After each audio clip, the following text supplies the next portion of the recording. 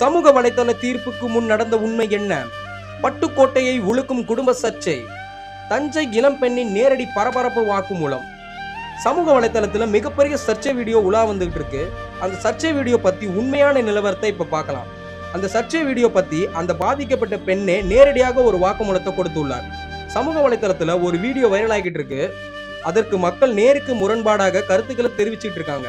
ஆனா அந்த வீடியோ பின்னால இருக்கிற அந்த பெண்ணின் குடும்ப போராட்டம் என்ன, கண்ணீர் குற்றச்சாட்டு என்ன, சட்ட போராட்டம் என்ன என்பது என்று மக்களுக்கு தெரியாது.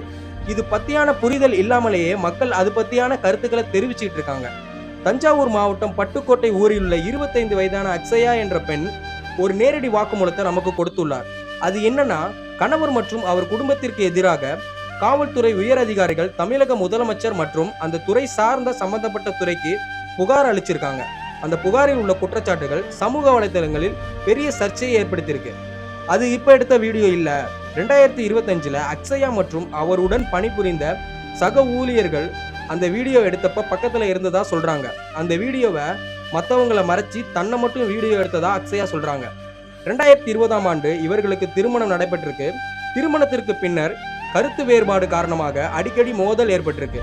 மது, கஞ்சா போன்றவற்றை பயன்படுத்தி வன்முறையில் ஈடுபட்டதாகவும் அக்ஷயா கூறியுள்ளார். மேலும் பல்வேறு திருட்டு சம்பவங்களில் தொடர்பு உள்ளதாகவும் புகாரில் கூறப்படுகிறது. புகாரில் இடம்பெற்றுள்ள அதிர்ச்சியூட்டும் குற்றச்சாட்டுகளில் மொட்டை அடித்து கட்டையால் அடித்து காலை உடைத்ததாகவும் குற்றம் சாட்டியுள்ளார்.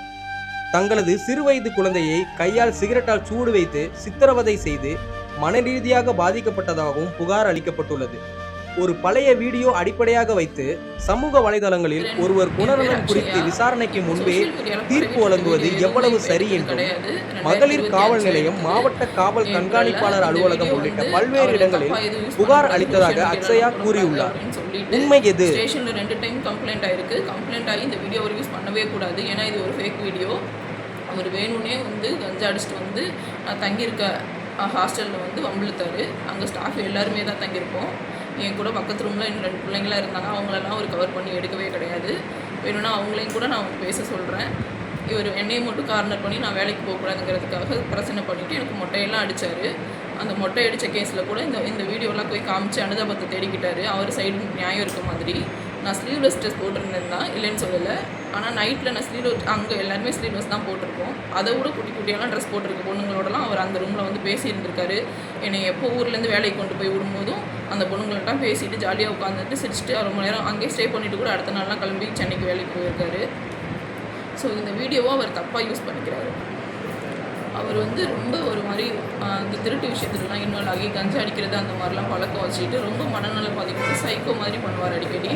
அவருக்கு அந்த சைக்கோ கேரக்டர் வந்துருச்சுன்னா அவரை யாராலுமே கண்ட்ரோல் பண்ண முடியாது. கண்ணா பின்னான்னு போட்டு அடிப்பார். ஸோ அதனால தான் நான் 1 இயராக அவர்கிட்ட இருந்து நான் பிரிஞ்சிருந்தேன். இப்போ கூட வாழ வரேன் அப்படின்னு சொல்லிட்டு தான் சிகரெட்லலாம் சுட்டு வச்சுருவார். பிள்ளையும் போட்டு டார்ச்சர் பண்ணுவார். நான் வேலைக்கு இருந்தேன்னா பிள்ளையை பார்க்க வரணும் அப்படிங்கிறதுக்காகவே பிள்ளைக்கு ஏதாவது ஒன்று பண்ணி விட்டுட்டு இப்போ கூட பிள்ளை மேல் ஃபுல்லாக அவ்வளோ காயம். நான் ஜூனில் வரேன் அப்படின்னு சொன்னேன். ஜூனுக்கு ஒரு 2 நாள் முன்னாடியே பிள்ளைக்கு பொண்ணு வந்துருச்சு மேலாம் அப்படின்னு சொல்லிட்டு எதில் சுட்டாருன்னே தெரில. நீ கிளம்பி வா, பிள்ளைக்கு மேலே அக்கறை இல்லையா அப்படிங்கிறாரு. நான் எங்கே இருப்பேன், வீடு பார்த்துட்டு தானே வர முடியும் அப்படின்னு சொல்லிட்டு நான் சம்பளம்லாம் வாங்கிட்டு ஜூன் 1ஆம் தேதி வீடு பார்த்துட்டு இங்கே கூடி வந்துட்டேன்.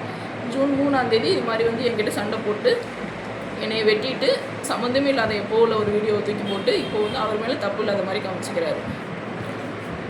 அவர் தொடர் குற்றவாளி, ட்ரக்ஸ் அடிக்ட் வேறு, ரொம்ப டார்ச்சர் பண்ணுவார் எங்களெல்லாம்.